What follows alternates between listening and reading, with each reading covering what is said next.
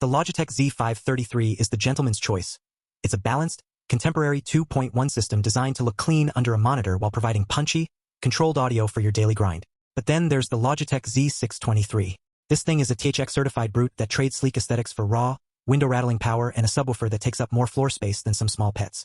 We aren't just comparing two sets of speakers from the same factory. We're deciding if your lifestyle actually requires 400 watts of peak muscle, or if you're better off with a setup that values finesse over volume. Let's find out which is better. The Logitech Z533 delivers 60 watts RMS at 120 watts peak. That is meaningful output, enough to fill a standard room at comfortable listening levels and handle gaming, music, and movie audio without straining. At a normal desk listening position, the Z533 produces sound levels that satisfy most buyers, and it does so cleanly without running near its ceiling in typical use. The Logitech Z623 delivers 200 watts RMS at 400 watts peak. The subwoofer alone is rated at 130 watts. That is not an incremental upgrade, it is a different class of output. The Z623 is THX certified at 110 decibels in-room, which Logitech specifically contextualizes as equivalent to live rock music volume. For a buyer who wants desktop speakers that fill a large room, serve a home entertainment setup rather than just a desk, or play content at genuinely loud levels without distortion, the Z623 does that without effort. At the same listening levels where the Z533 is working comfortably, the Z623 is barely turning over. Edge, Logitech Z623, by a meaningful margin on power and headroom. The Z533's front-facing subwoofer delivers bass that customers describe as dynamic and immersive for its size.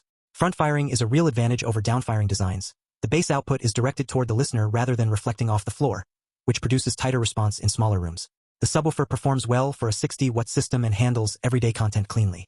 The Z623 subwoofer is rated at 130 watts and is physically larger at 11.2 inches tall with a 10-inch depth. More watts and a larger enclosure mean more air movement, which is what bass physically is, the movement of air pressure waves.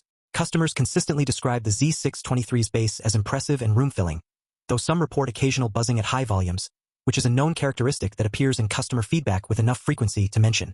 The subwoofer also adds significant physical bulk to the setup. It is a substantial piece of hardware that typically lives on the floor rather than on a desk. Edge, Logitech Z623, on bass output and depth. Z533, on compact footprint and tighter bass from front-firing design.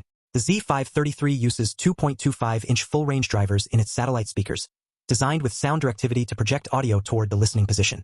At desk distance, the Z533 produces clear stereo separation with accurate imaging for music and gaming. Customers consistently praise the sound quality for its clarity and balance. It is a well-tuned speaker system at its power class. The Z623 is THX certified, validated against THX's acoustic standards for studio-quality playback accuracy. The THX certification involves testing that confirms the system reproduces reference audio without significant deviation from the source material. Customers praise the Z623 stereo imaging and clear highs alongside its bass performance, describing the overall output as filling the room with detail rather than just volume. The certification carries real weight for buyers who care about the quality of sound reproduction rather than just loudness. Edge, Logitech Z623, on THX certified reference accuracy and output quality at scale. Both systems use 3.5mm and RCA inputs, the same analog multi-source connectivity that allows a computer, a game console, and a TV to be connected simultaneously. Neither system has Bluetooth. The control pod on each handles power, volume, and bass adjustment from the desk without opening any software. The Z533's control pod includes a headphone output, a practical feature for late-night listening or private sessions without disconnecting the speakers. The Z623's larger satellite speakers and control pod configuration do not include a headphone jack in the standard configuration. Edge, Z533, slight edge on headphone output convenience. The Z533 satellite speakers are compact and the subwoofer is manageable, a system that fits on and around a standard desk without claiming significant real estate or requiring floor placement for the subwoofer. For a buyer with a single monitor desk in a standard bedroom or small office, the Z533's physical scale is the right fit. The Z623 subwoofer is over 11 inches tall and 10 inches deep. This is hardware that lives on the floor, not on the desk. The satellite speakers are also larger than the Z533's. The Z623 is sized for a living room entertainment setup or a dedicated media room as much as a desktop position. Buyers in small rooms or apartments with constrained space should consider whether the Z623's physical scale works in their actual room before purchasing. Edge, Z533, on physical manageability and space efficiency. Both systems carry documented reliability concerns. Multiple Z533 customers report the subwoofer failing within months of use, a significant issue for a system where the subwoofer is the primary bass source. The Z623 has reports of buzzing, electrical noise, and occasional unit failures. Neither system has a clean reliability track record, and both are worth purchasing with confirmation of warranty coverage. The Z623's longer market presence means its failure patterns are better documented and more predictable than an unfamiliar issue appearing unexpectedly. Edge. Even both carry documented reliability concerns. The Z533's headphone jack on the control pod is a daily use feature that the Z623 does not provide in the same accessible way. For buyers who switch between speakers and headphones multiple times during a session, a common pattern for anyone who shares living space, being able to plug in headphones at the control pod without reaching behind the speakers or searching for an adapter simplifies a routine action that adds up over months of use. Small, practical, and used every day. The Z623 subwoofer is large enough that placement requires advanced planning. At 11.2 inches tall and over 10 inches deep, it does not fit in tight spaces, under shallow desks, or in rooms where furniture limits floor placement options. Buyers who discover after purchase that the subwoofer does not fit where they planned often find themselves compromising on placement in ways that affect the bass response. Before purchasing, confirming the physical dimensions work in the actual room is essential, and worth the 30 seconds it takes to check.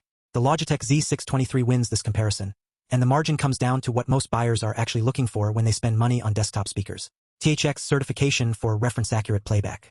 200 watts RMS with a 130-watt subwoofer that produces bass at a level the Z533 is not engineered to compete with. Satellite speakers that fill large rooms without asking the system to operate near its ceiling. A 110 decibel output rating that stands behind its marketing with an independent testing certification. At $171 to $200, the Z623 costs more, and it delivers more in the categories that define a serious home speaker system. The Logitech Z533 at $150 to $174 is the right choice for a specific and legitimate buyer. Someone in a small room or apartment where the Z623 subwoofer physically does not fit, a buyer who values the headphone jack on the control pod, or someone whose typical listening volume and room size are served completely by 60 watts without ever needing what the Z623 carries above that. At its price, the Z533 is a genuinely good system, it just operates in a different tier. Both systems are linked in the description below. Check current pricing before you buy, since both have moved. Measure your space before you order the Z623. The subwoofer is not small, and discovering it does not fit after it arrives is a preventable problem. 30 seconds with a tape measure saves the return process. If you want more comparisons like this, hit subscribe. The Z623 wins. Thanks for watching.